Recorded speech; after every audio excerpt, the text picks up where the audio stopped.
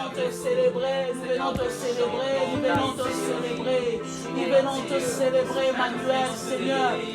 Même si, Seigneur, ma fameuse va la trouver autour de nous, nous savons que tu es là, nous savons que tu es là, nous savons que tu es là, nous savons que tu es là, nous savons que tu es là, nous savons que tu es là, nous savons que tu es là, Emmanuel, nous savons que tu es là, tu visites ton peuple, Seigneur, tu viens pour donner la paix, tu viens, Seigneur, pour donner la joie, car Emmanuel, c'est toi qui peux redonner la vraie joie, Seigneur, que le monde ne peut jamais donner, c'est toi, Seigneur, qui donne la vraie paix, oui, ton nom est Emmanuel, ton nom est Emmanuel, ton nom est Emmanuel, ton nom est Emmanuel. Merci, merci, merci Emmanuel d'être parmi nous, Seigneur. Nous allons encore l'élever, lui dire qu'il est présent, qu'il est présent. Pétolobaïte, Seigneur, nous avons tant besoin de toi. Litema la vie sur ton Nisamina Bosa, na Bosa na yo. Bosa na yo, les pignons sont Seigneur. Et ce matin, Tolobaïte, Seigneur, nous venons. We expecting great things, Seigneur, car nous savons que tu es là pour nous parler, car nous savons que tu es là pour nous faire du bien, car nous savons que tu es là, car nous savons que tu es là. Toi, Emmanuel, Seigneur, nous voulons te goûter. Emmanuel, merci d'être présent pour nous faire du bien. Emmanuel, merci d'être là pour nous changer. Emmanuel, merci d'être là, merci d'être là, merci d'être là, Emmanuel. Nous te dédions, sécurité, Emmanuel. Nous te dédions, sécurité, Emmanuel. Merci, merci, merci, merci, merci, merci, merci, merci, merci. Qu'ils prennent la place du Seigneur. Que ce lieu est ton Nisama, est ton Nisama, est ton Nisama, est ton Nisama, est ton Nisama, est ton Nisama, est ton Nisama, est ton Nisama, est ton Nisama, est ton Nisama. Que ce lieu soit couvert, que ce lieu soit rempli du Saint-Esprit, que ce lieu soit rempli du Saint-Esprit. Que ce lieu soit rempli du Saint-Esprit, que ce lieu soit rempli du Saint-Esprit, que ce lieu soit rempli du Saint-Esprit. Ton Saint-Olier, parce qu'il est là présent. Seigneur, nous prions à toi, nous crions à toi. Nous crions à toi, Seigneur, nous crions à toi.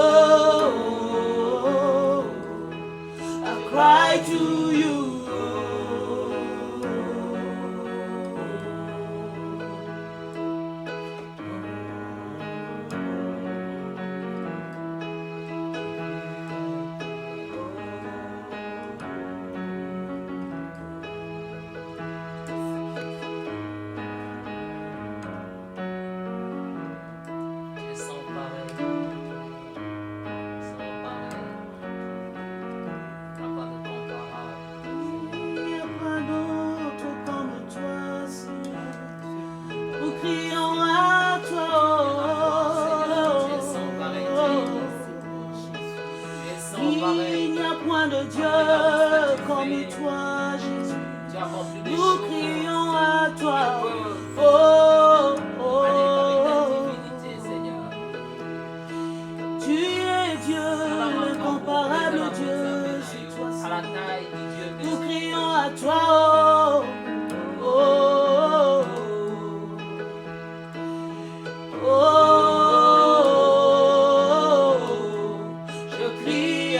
toi.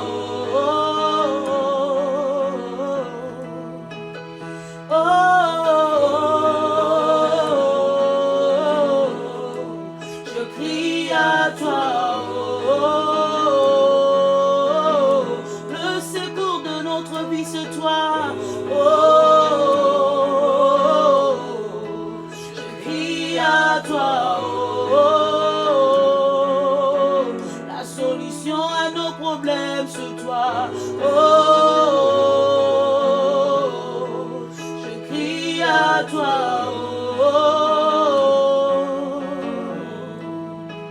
Yahweh. Je crie à toi.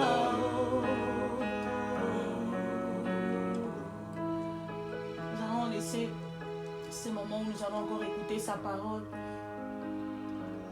Tout le bail était que lui seul nous parle. Ma cantine, lui soit pour monter, lis-moi, mais que Christ seul règne au milieu de nous et qu'il domine, Seigneur. Nous allons laisser son serviteur qui s'est choisi pour nous transmettre le message qui vient de lui. Il est à mon arrêté, mais que Christ parle en lui pour qu'il puisse nous transmettre ce message qui vient de lui. Est-ce que nous pouvons élever nos voix et dédier encore ce moment? Parle-nous, Seigneur, parle-nous, Seigneur, parle-nous, Seigneur. Parle-nous, Seigneur.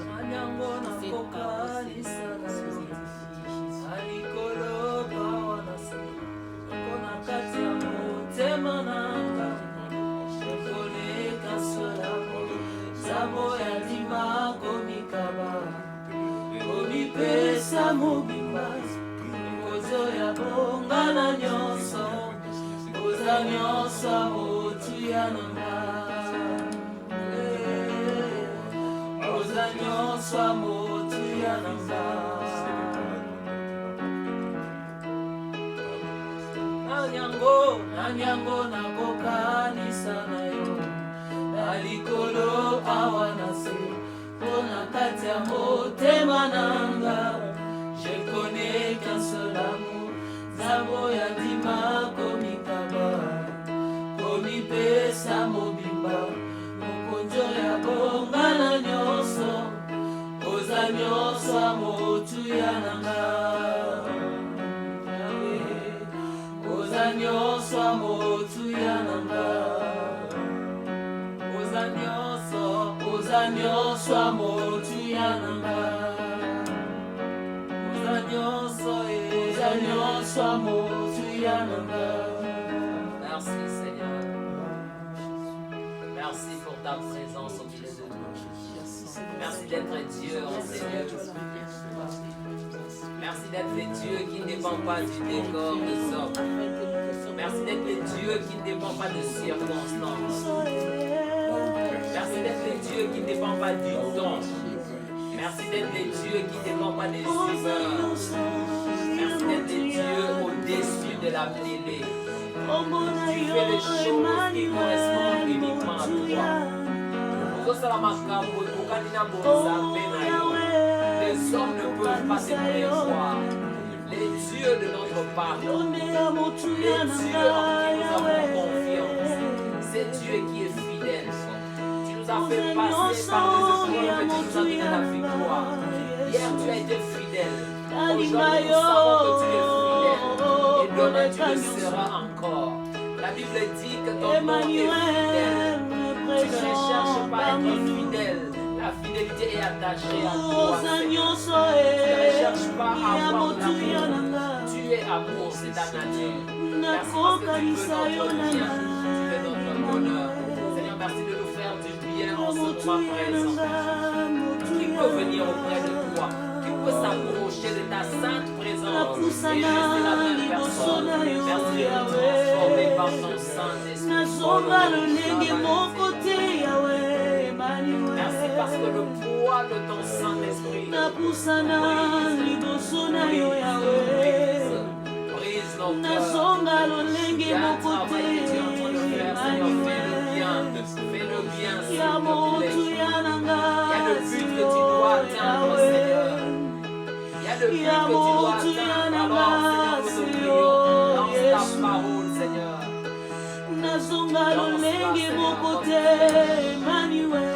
Atteins la cible de notre Zalolenge mokote maniwe Zanyoso motu yananga Emmanuel Ozanyoso motu yananga Oh Ozanyoso motu yananga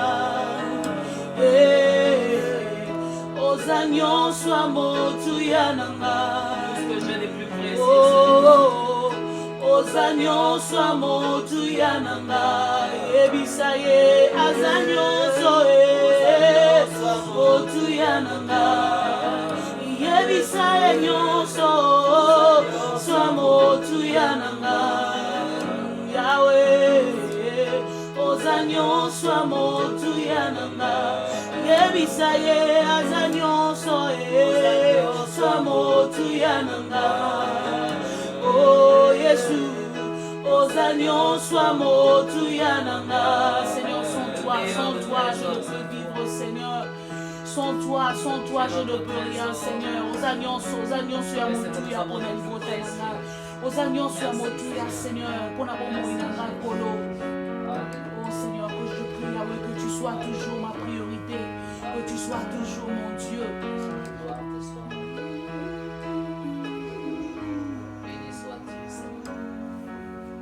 Seigneur, alors que nous nous préparons à écouter ta parole, nous prions pour que tu la bénisses dans nos cœurs. Alors que tu parlais aux gens de ton époque, ils étaient émerveillés. Et ils disaient, jamais homme n'a parlé comme cet homme. C'est toi qui as les paroles qui donnent la vie.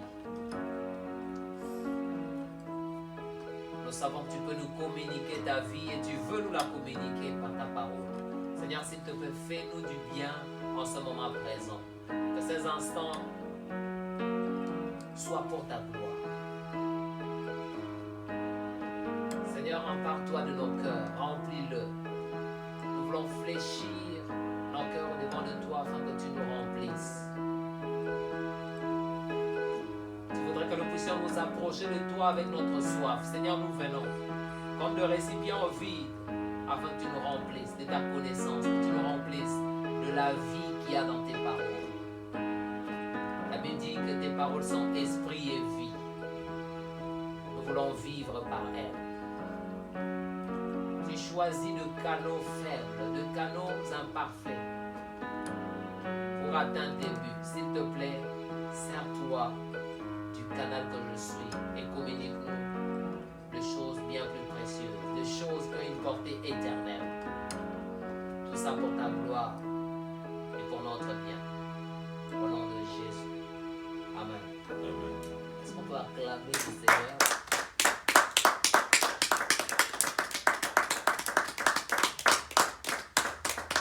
Amen. J'aimerais que en tout cas, nous bénissons le Seigneur pour le message que nous avons eu le dimanche passé sur l'importance d'être membre d'une église locale. Nous avons vu de merveilleuses choses sur ce que c'est que l'église locale. Et j'avais pensé à continuer parce que c'est un message que nous pouvons encore continuer à partager. Il y a beaucoup de choses à dire sur l'église locale. Mais le Seigneur m'avait mis à cœur que nous puissions parler de quelque chose d'autre, mais qui rencontre quand même ce que nous avons dit la fois passée. Donc ce dimanche, nous allons parler du plan de Dieu pour notre vie. Le thème, c'est quel est le plan de Dieu pour ma vie. Amen.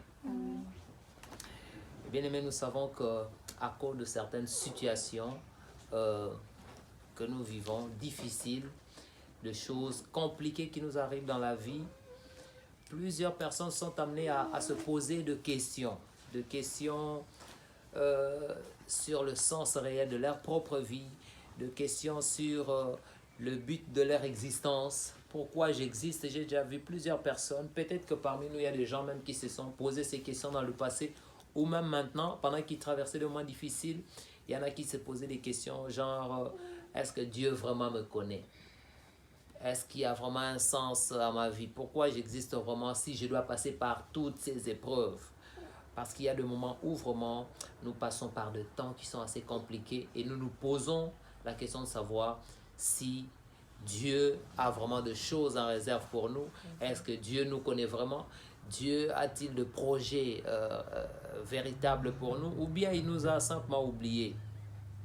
Bien aimé, la principale question qui se pose est: est-ce que Dieu a vraiment formé de projets pour nous? Est-ce que Dieu a un plan pour chaque humain, pour la vie de chaque être humain? Est-ce qu'il a de projets pour chacun de nous?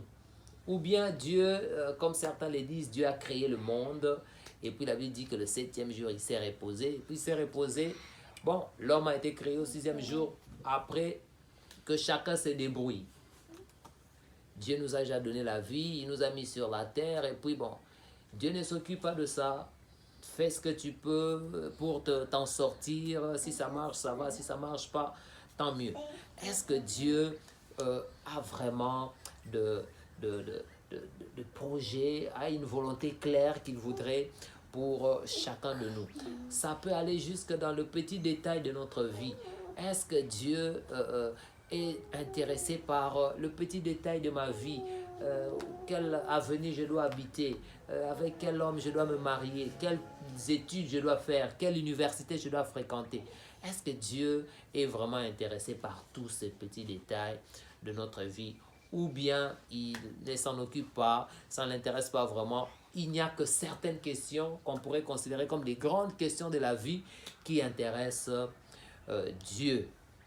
Et bien aimé, mais si nous nous disons par exemple que Dieu a effectivement un plan pour chacun de nous, est-ce que c'est possible pour nous de connaître ce plan? Est-ce qu'il est possible pour nous de le vivre? Est-ce qu'il est possible que nous puissions découvrir ce que Dieu veut véritablement pour nous? Imaginez que vous puissiez savoir que Dieu vous veut à tel endroit, Dieu vous veut faire telle carrière.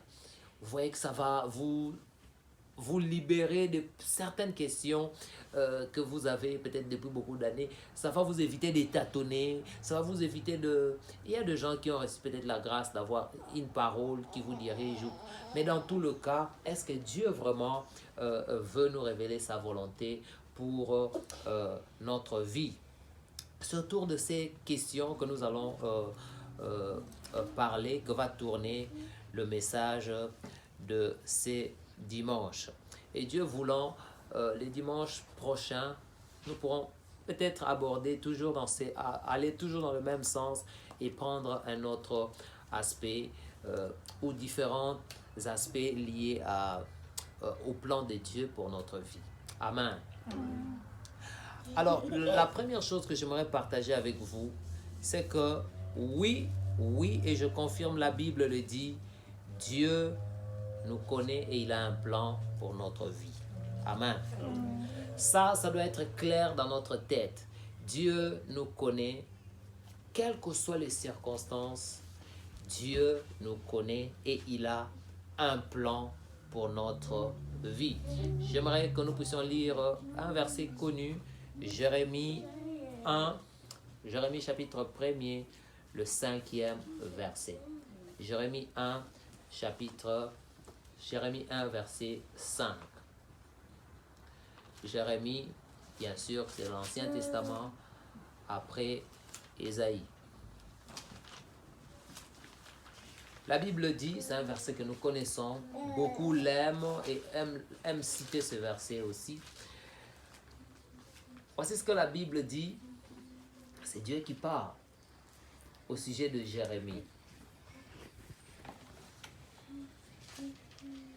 Avant que je t'aie formé dans le ventre de ta mère, je te connaissais, et avant que tu sois sorti de son sein, je t'avais consacré, je t'avais établi prophète de nations. Dans certaines versions, on dit prophète pour les nations. Amen. Amen. Si nous ajoutons à cela le psaume 139, le verset 16, le psalmiste dit: Je n'étais un peu dans le même sens, le psalmiste dit, je n'étais qu'une masse informe, mais tes yeux, les yeux des dieux, me voyaient, et sur ton livre étaient inscrits tous les jours, pas une partie, pas certains jours, pas le moment fort de ma vie, mais tous les jours, même les jours où vous avez l'impression que, à Jourdan Kitorotin, tous les jours qui m'étaient destinés avant qu'un seul d'entre eux n'existe. Frères et sœurs, j'affirme que Dieu connaît chacun de nous parfaitement. Dieu connaît chacun de nous jusque dans le moindre petit détail. Et pour chacun d'entre nous, Dieu a un plan, Dieu a des projets, Dieu a une vision. Dieu n'est pas un irresponsable. J'aime toujours, quand je parle de plans et des projets de Dieu, raconter une histoire. Un message fort que Dieu m'avait donné, c'était à l'occasion d'un anniversaire de mon épouse. Je ne sais plus trop c'était quel anniversaire. Alors je m'inquiétais un peu sur qu'est-ce que j'allais lui offrir, comment j'allais faire, quel vœu j'allais, quel souhait quoi. J'y réfléchissais un peu. Et puis dans ma réflexion, le Seigneur m'a clairement parlé. Le Seigneur m'a dit, quand tu étais, moi j'étais à l'intérieur du pays, j'étais au Bas-Congo, ma femme est quinoise et tout. Et bon, elle est née à Kin. Quand je dis quinoa, c'est juste elle est née à Kin. Parce qu'il y a quinoa et quinoa. Alors, Dieu m'a dit, quand tu jouais encore dans les rues de la ville où tu étais, de Boma, la ville où j'étais, quand tu étais un gamin insouciant qui jouait dans les rues, pieds nus, tu jouais au foot, pendant ce temps-là, tu devais avoir l'âge de 7 ans. Quand tu avais l'âge de 7 ans là, à Kinshasa, dans telle famille, il y a une fille qui est née et moi, j'avais prévu que ce soit ta femme. Je paraphrase. Et puis à la fin, il dit, c'est comme quelqu'un, hein, je ne le voyais pas, mais je pouvais entendre par ce qu'il me disait, comme quelqu'un qui s'est bombé la poitrine, qui a dit, je suis le Dieu qui forme de projets pour toi. Amen. Amen. Donc vous imaginez, pendant un temps, tu es un inconscient, si je peux comment m'exprimer ainsi, insouciant, tu ne te préoccupes de rien du tout. Et pourtant, il y a quelqu'un qui avait prévu qu'à un moment donné de ta vie, tu te déplaceras. Il y a quelqu'un que tu vas rencontrer et qui fera route avec toi. Passe tout le sens de notre vie dans ces plans parfaits des dieux. Toujours dans Jérémie, au chapitre 29, le verset 11, ça c'est un verset très connu aussi. La Bible dit clairement que Dieu a des projets pour nous. Dieu dit en effet, je connais le projet que j'ai formé pour vous, déclare l'Éternel. Projet de paix et non de malheur. Pourquoi? Afin de vous donner un avenir et de l'espérance. C'est le passage que nous devions normalement mémoriser et que pendant vos moments de doute, des passages que vous pouvez proclamer. Que le Seigneur, parce que nous verrons ça dans la suite, quand on va faire la formation des ouvriers, il n'y a pas une meilleure occasion. Je vois beaucoup de gens qui parlent de libérer la puissance de Dieu, libérer ceci, libérer cela. Il n'y a pas meilleur moyen dans la Bible que de libérer la puissance de Dieu que en dehors de la proclamation de la parole de Dieu. Quand vous proclamez la parole de Dieu par rapport à une situation, la parole qui correspond à cette situation, il y a une puissance qui se dégage. Une puissance que vous ne pouvez comparer à rien d'autre. Parce que Dieu suit sa parole, Dieu est collé à sa parole. J'ai envie de dire que Dieu est comme esclave de sa parole parce que c'est lui-même. Amen. C'est de versets que nous pouvons nous approprier et intérioriser pendant nos moments de crise, les proclamer. Quand nous voyons, parce que ça nous arrive toujours d'avoir de doutes sur l'avenir, parce qu'on passe par un faux pas, on passe par une vallée, on peut se poser des questions. Même les grands prophètes Jean-Baptiste se posaient des questions. À un moment donné, alors qu'il est en prison, celui que je proclamais comme étant l'agneau de Dieu qui ôte le péché du monde, est-il vraiment celui qui doit venir ou bien on doit en attendre un autre? Les grands prophètes Jean-Baptiste. Ça nous arrive, mais la parole de Dieu doit être notre grande ressource. La deuxième chose, après cette déclaration que nous avons faite, que Dieu nous connaît et a un plan pour nous, c'est que Dieu a fait de nous son ouvrage. Nous sommes l'ouvrage de Dieu. Amen. Amen. Quand nous lisons un autre passage, merveilleux passage, parfois nous ne nous rendons pas compte de ça. Ça, dans le Nouveau Testament, c'est dans Ephésiens 2, le verset 10. Ephésiens, c'est après Galates. Je donne toutes ces indications pour qu'on se retrouve rapidement. Ephésiens, c'est après Galates. Ephésiens 2, le verset 10. Si vous avez trouvé Galates, donc le livre qui suit, c'est Ephésiens. Et si vous avez trouvé Philippiens, avant Philippiens, c'est Ephésiens. Écoutez ce que la Bible dit. Ephésiens 2, le verset 10. Car nous sommes son ouvrage, ayant été créés en Jésus-Christ pour des bonnes œuvres que Dieu a préparées d'avance afin que nous le pratiquions. N'oubliez pas le thème. Quel est le plan de Dieu pour votre vie? Ici, la Bible nous dit que nous sommes l'ouvrage de Dieu. Et nous avons été créés en Jésus-Christ pour un but. Pour bien l'homme, avec les yeux de Dieu, même quand cette personne a une malformation, vous pouvez avec les yeux de Dieu voir derrière ce que le péché apporte comme transformation mauvaise, une métamorphose qui est loin de ce que Dieu a créé. Vous pouvez voir une créature merveilleuse créée par Dieu. Et en tant qu'enfant de Dieu, faisons cet effort pour ne pas tomber dans ce péché courant. Les gens sont parfois légers pour traiter les autres de moins beaux, de moins... C'est vrai qu'il y a des gens que Dieu, qui ont une beauté qui sort un peu de l'ordinaire. La Bible parle de personnes qui sont belles de figure. Par exemple, Joseph. Voyez-vous, le Daniel, ils étaient beaux de figure. C'est une beauté qui sort un peu de l'ordinaire, du point de vue des hommes. Alléluia. Nous avons même quand on dit que la beauté est relative, j'ai quelqu'un qui disait, il y a des beautés qui sont universelles, incontestables. Si vous refusez cela, il y a des personnes qui sont physiquement plus attrayantes que d'autres. Nous avons à nous voyons, Dieu ne le voit pas de la même manière. Alléluia. Amen. Donc, ce que je veux dire, c'est que, étant l'ouvrage de Dieu, nous sommes un chef-d'œuvre. Nous sommes une merveille. Quand nous adorons le Seigneur, quand nous louons le Seigneur, pensons à ça. Ce que Dieu nous a fait beau, Dieu nous a fait belle. Apprenons à louer le Seigneur pour ce que nous sommes, pour ce qu'il nous a donné, pour ce corps qu'il nous a donné. Il y a un papa, ma femme la connaît, un papa qui a été responsable de la jeunesse dans notre église. Parfois, vous en avez marre quand il prie. Il est médecin. Il bénit Dieu pour les détails de son corps. Il bénit Dieu pour le sourcil. Il bénit Dieu pour les yeux qui fonctionnent normalement. Il bénit Dieu pour les oreilles. Vous vous rendez compte? Il dit, mais moi je comprends comment l'œil fonctionne en tant que médecin. Je sais que c'est une merveille qu'il fonctionne et que je suis en train de voir. Toi, tu ne comprends pas, mais moi, je sais à peu près. Et même, je ne connais pas le fond. Mais Dieu qui a créé tout ça, je ne peux que le louer. Alléluia. Amen. Donc, prenez le temps d'apprécier ce que vous êtes. Peu importe ce qu'on a dit de vous, que vous avez une grosse tête, que vous êtes sombre. Nous qui sommes sombres, nous avons des problèmes. Je ne sais pas pourquoi nous cela est venu, mais bon, vous savez tout ce qui va avec. Hein? Mais nous devons apprendre à louer le Seigneur.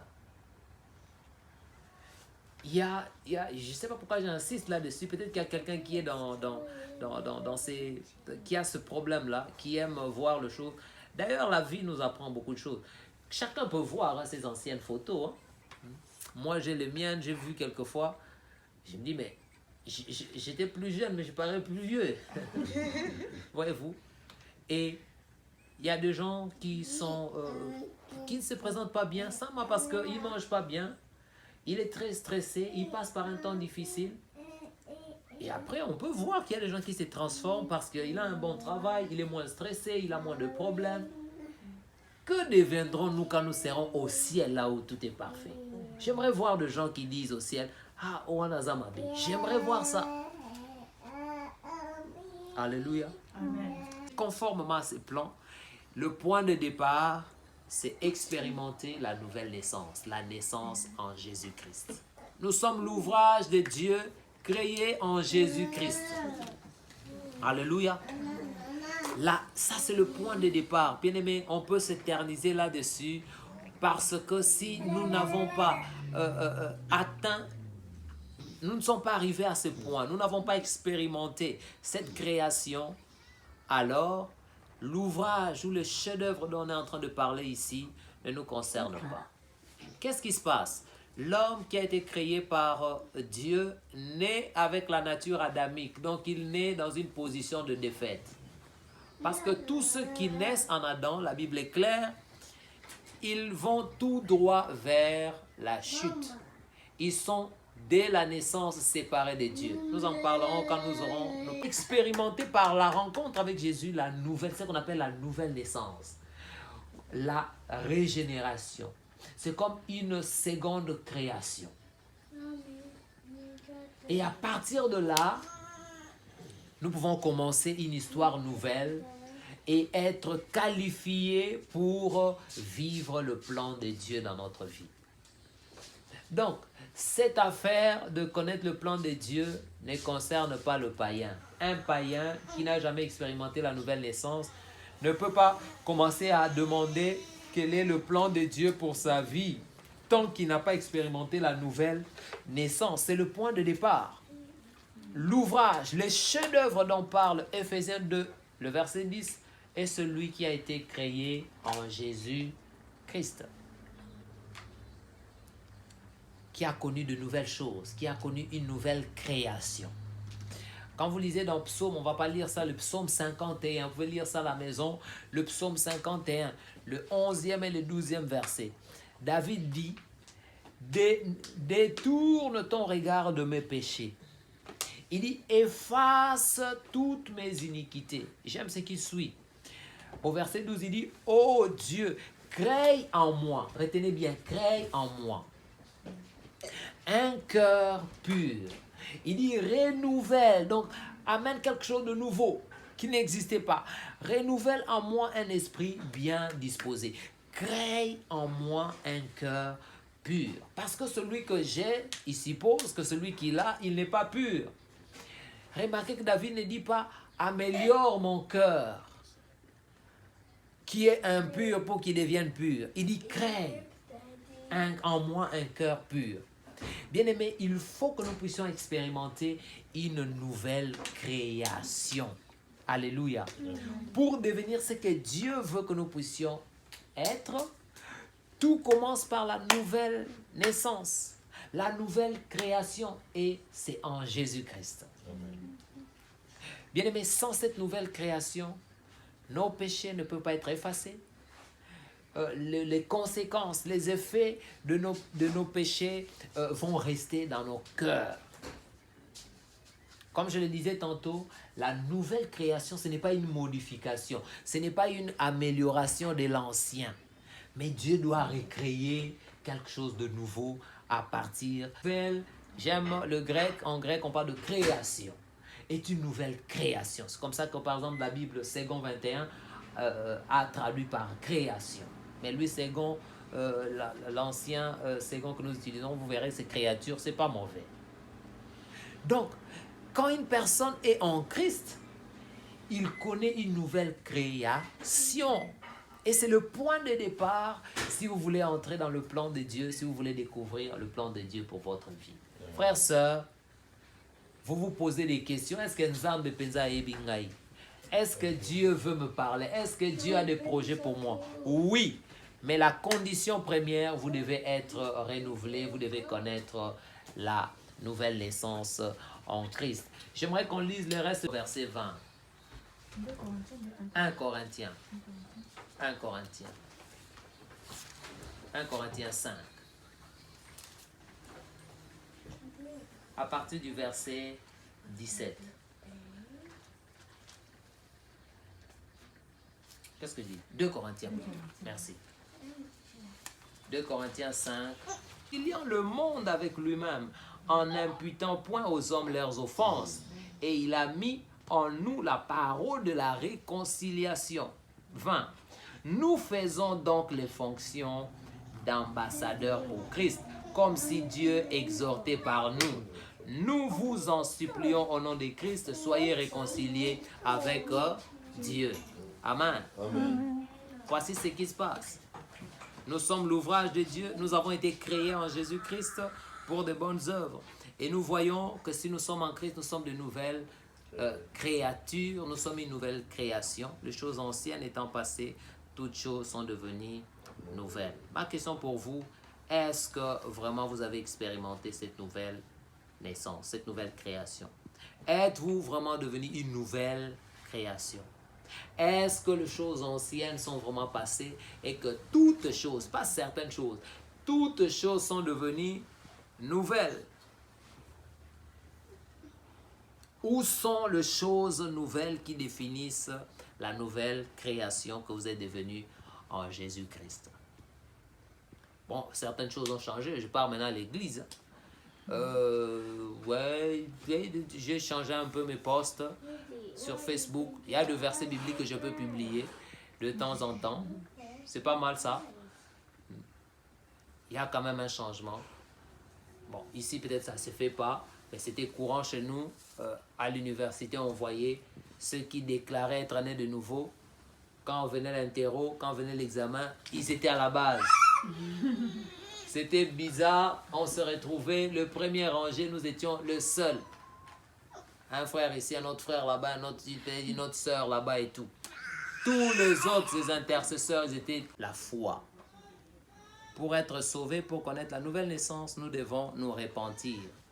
Repentance veut dire changement de position, changement de direction par rapport au péché. Nous devons traiter le péché comme Dieu voudrait que nous puissions le faire. Parce que nous avons vu que le péché nous éloigne de Dieu, nous sépare de Dieu. Dans Ésaïe 59, le premier et le deuxième verset, la Bible est claire que la main de Dieu n'est pas courte pour nous bénir, ni son oreille trop dure pour nous entendre. Mais ce sont nos péchés qui créent la séparation entre nous et Dieu. Donc le péché, j'étais en train de parler des étapes pour expérimenter cette nouvelle création. Parce que beaucoup pensent avoir expérimenté cela alors qu'ils ne l'ont pas expérimenté. Les diables les trompent et pendant des années, ils pensent avoir expérimenté la nouvelle naissance parce qu'ils vont à l'église, parce qu'ils donnent l'argent, parce que dans leur vocabulaire, il y a quelques mots de la Bible qui sont entrés, parce qu'il salue les gens par Alléluia, parce que quand on lui demande comment ça va, il dit par la grâce de Dieu. Et nous aimerions voir dans la Bible quelles sont les étapes pour une personne qui a expérimenté la nouvelle création. Le péché doit être traité comme Dieu le veut, parce que c'est ce qui crée la séparation entre nous et Dieu, comme on l'a vu dans Ésaïe 59, le premier et le deuxième verset. Mais vous pouvez lire aussi dans Ésaïe 53, du verset 6 jusqu'au verset 11, du chapitre 51, 56 plutôt. Donc Ésaïe 53, le verset 6, Ésaïe 56, le verset 11. La Bible dit que nous étions tous errants. Personne ne savait quelle voie prendre. Donc un peu comme, bon, Dieu nous a créés, bon, on est sur la terre, bon, chacun se débrouille, hein? C'est un peu ça.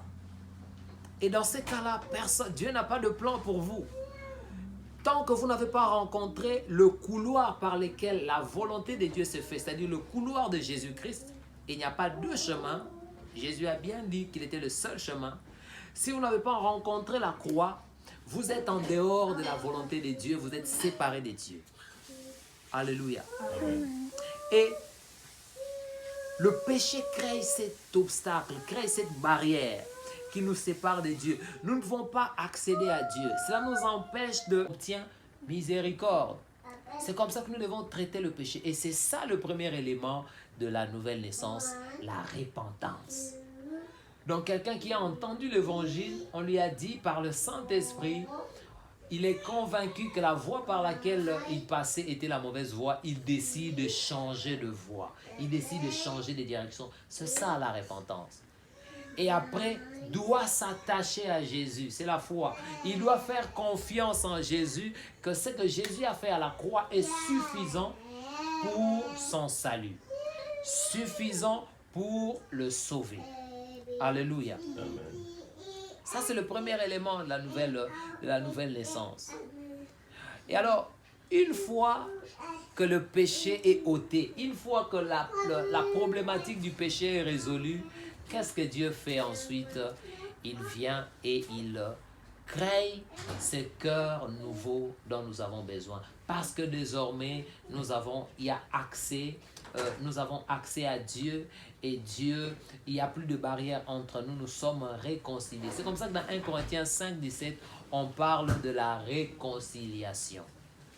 Nous sommes réconciliés avec Dieu. Le plan de Dieu n'est que pour ceux qui sont réconciliés avec lui. Ceux qui sont en accord avec lui. Et ne peut être réconcilié avec Dieu que celui qui a traité le problème du péché. Je ne dis pas qu'après, nous ne tombons plus dans le péché, mais nous ne sommes plus. Nous devons apprendre. Bon, c'est une parenthèse que je vais fermer. Quand on parlera on fera la formation des ouvriers, on en parlera. Frères, sœurs, je vais être sincère avec vous. La vie chrétienne, elle n'est pas facile. Nous sommes des étrangers sur la terre. C'est bizarre, il y a des gens qui sont très, très, très à l'aise sur la terre, comme si c'était chez eux. Ils risquent d'être étrangers au ciel.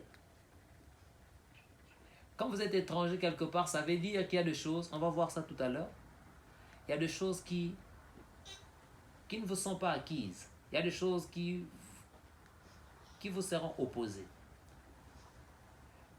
Et nous ne pourrons pas tout gagner sur la terre. Si nous ne sommes pas prêts à souffrir, la Bible parle parfois de gens qui ont souffert jusqu'au sang.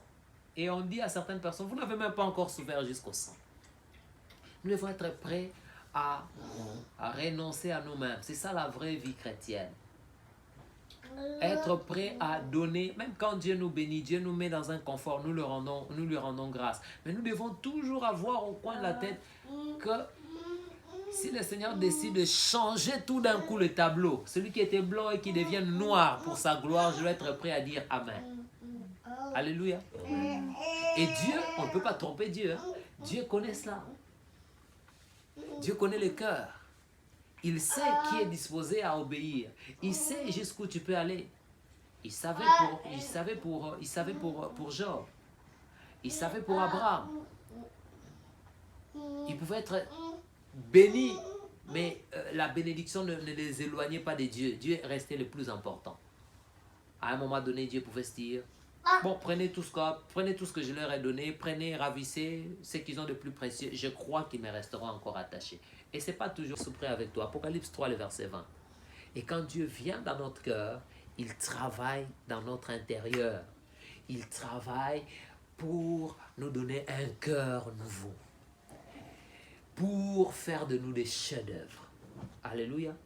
Celui qui a accepté Jésus est un chef-d'œuvre. Parce que le Seigneur a amené cette transformation dans son cœur. Ça s'exprime comment? Il y a un autre qui doit aller, je crois, rejoindre Elia. Comment cela s'exprime? Dans nos cœurs, le Seigneur, parce qu'il nous a donné notre cœur n'a pas d'amertume. Notre cœur n'a pas de rancune. Notre cœur n'a pas de jalousie. Notre cœur n'a pas de... Je vais vous raconter une histoire. J'ai expérimenté quelque chose au boulot. Pendant que j'étais en training, vous savez, nous on est en train de... On apprend l'anglais, parfois vous ne comprenez pas ce qu'on dit, parfois tu demandes le don d'interprétation au Seigneur pour que tu saisisses ce qu'on t'a dit. Et ça marche, hein, je dois vous avouer, ça marche. Les 3 premiers mois que j'ai passé au travail, non, même les 6 premiers mois que j'ai passé, j'ai beaucoup expérimenté cela. On me disait des choses, je liais l'environnement. Et puis, j'ai demandé au Saint-Esprit de m'aider. Et toutes les fois, la plupart des fois où je faisais, ça ne marchait pas tout le coup, mais la plupart des fois où je faisais une action à la suite de quelque chose qu'on m'avait dit, ça marchait, mais je n'avais rien entendu. Que voulez-vous que je puisse conclure? Le Seigneur m'avait fait la grâce d'interpréter et de voir ce qui se passait aussi. Vous voyez, parfois, nous apprenons difficilement. Et les gens ne sont pas toujours tendres avec nous. À un moment donné, il y a quelqu'un qui m'a dit, quand vous travaillez avec telle catégorie de personnes, je ne vais pas les nommer, il faut vous montrer dur. Pas comme on est là au thé. Et j'ai dit, mais parfois, il faut hausser le temps. Pour certaines personnes, c'est facile. Il suffit de nous un chef-d'œuvre en Jésus-Christ. Nous sommes l'ouvrage de Dieu créé en Jésus. Si vous avez accepté Jésus dans votre vie, vous avez renoncé à votre vie passée, votre ancienne vie, une vie caractérisée par la rébellion, le péché, et vous avez accepté le salut de Dieu par la foi, alors vous êtes ces chefs-d'œuvre de Dieu. Bénissons le Seigneur pour cela. Bénissons le Seigneur pour ce qu'il a fait. Disons-lui merci pour ce qu'il a accompli. Nos péchés ont été jugés par Jésus, par ce qu'il a accompli à la croix. Prions ensemble le Seigneur. Alléluia. Oh Seigneur, nous te rendons grâce. Merci parce que c'est toi qui nous as aimés le premier. Seigneur, merci parce que nous sommes l'ouvrage de Dieu. Un jour, tu as ouvert la porte pour que nous puissions rencontrer le Seigneur. Nous qui allons droit en enfer. Nous qui allons droit vers la vallée de la mort. Mais tu as accepté de sacrifier ton fils Jésus qui est venu et qui s'est placé entre nous et l'enfer afin que nous puissions être sauvés. Désormais, il n'y a plus de séparation entre nous et le Père. Il n'y a plus de barrière entre nous et Dieu. Et Dieu nous donne un cœur nouveau. La nouvelle création est possible. Merci Seigneur parce que tu as fait un travail dans nos cœurs par le Saint-Esprit. L'amertume est partie, la haine est partie, les mauvaises choses d'autrefois ne nous caractérisent plus. Oui, la jalousie est partie, la rancune, la vengeance, toutes ces choses nous ont quittés parce que le Seigneur est venu dans notre vie. Alléluia. Tu as dit, voici je me tiens à la porte et je frappe. Si tu ouvres, j'entrerai, je souperai avec toi. Nous avons ouvert la porte créature. Nous sommes une nouvelle création. Les choses anciennes sont passées. Toutes choses, pas certaines choses, toutes choses sont devenues nouvelles. Et nous sommes réconciliés avec vous. Oui, Seigneur, que nous puissions être des représentants du royaume de Dieu sur la terre. Nous sommes des représentants, des ambassadeurs du gouvernement céleste. Alléluia. Bien-aimés, j'aimerais que nous puissions prier, que chacun de nous prie. Est-ce que quand Christ dit que nous sommes ambassadeurs du ciel sur la terre, nous le sommes vraiment? Est-ce que quand nous parlons, nous représentons Jésus? Dans nos actions, est-ce que nous représentons Jésus? Dans nos pensées, même quand nous sommes loin des hommes, est-ce que nous représentons Jésus valablement? Est-ce que quand le ciel nous regarde, les anges et toute l'armée du ciel, quand ils nous regardent agir sur la terre, ils peuvent se dire, c'est notre représentant celui-là. Il est en train de faire ce que nous pensons qu'il doit faire là-bas. Et nous savons que notre bénédiction se trouve dans ce que nous faisons pour le Seigneur, si c'est conforme à ses attentes. J'aimerais que nous puissions, si ce n'est pas le cas, demander au Seigneur de vous aider à vous ajuster. Je le manifeste, peut-être je ne le savais pas. Je ne savais pas que j'avais une aussi grande valeur. Mais je dois jouer le rôle. J'ai fonction d'ambassadeur, d'ambassadrice, là où je suis. Façon je parle, façon je réagis, façon je marche, façon je m'habille. Est-ce que je représente le ciel? On peut se dire que ça, même Jésus aurait fait cela. Même Jésus aurait répondu de cette manière. Même Jésus aurait réagi de cette façon. Si ce n'est pas le cas, demandons pardon au Seigneur et demandons-lui la force pour que chaque jour nous apprenions à le représenter, non pas par notre force, mais par la puissance du Saint-Esprit. Prions au nom de Jésus. Oh Seigneur, nous voulons te représenter parce que c'est la conséquence logique de ceux qui sont devenus nouvelles créations.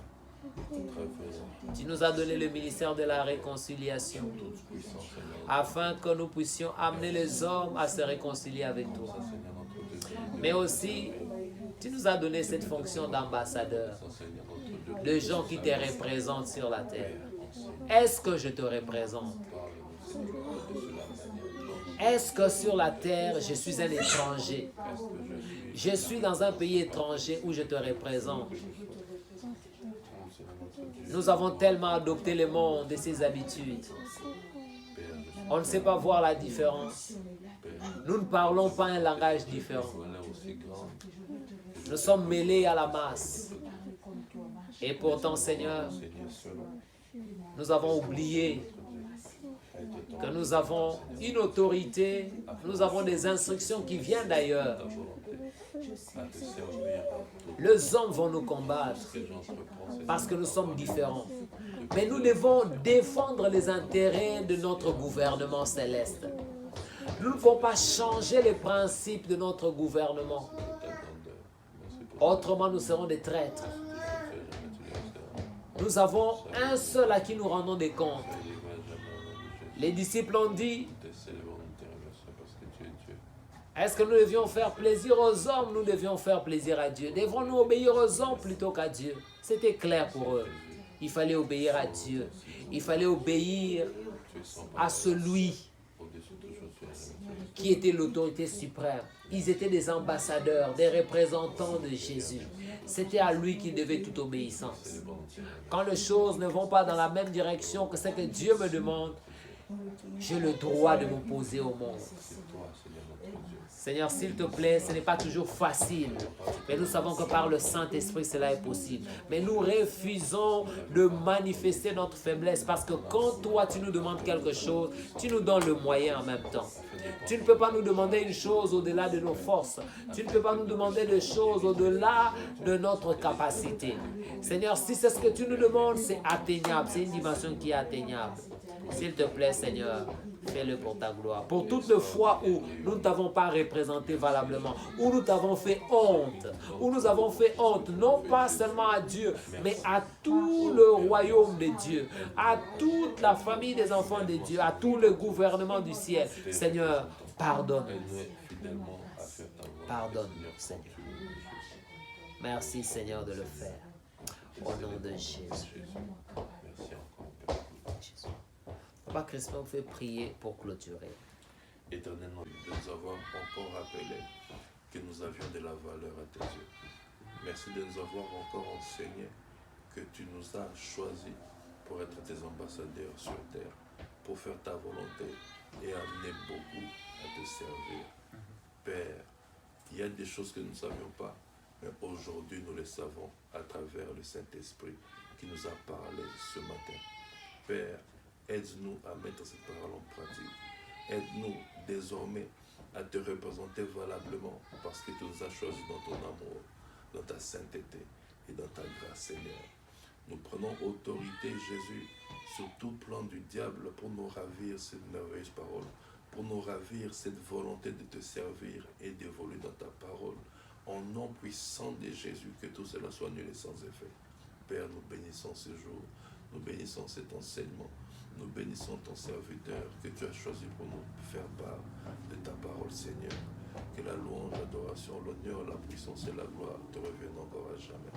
Seigneur, nous remettons cette semaine entre tes mains. Quand nous nous verrons jeudi dans la prière et le dimanche prochain, que ta gloire encore descende et que ta présence soit une bénédiction pour nous. Nous te célébrons, nous te remercions pour tout. Et que la louange, l'adoration te revienne à jamais. Au nom de Jésus-Christ. Amen. Amen. Amen. Seigneur.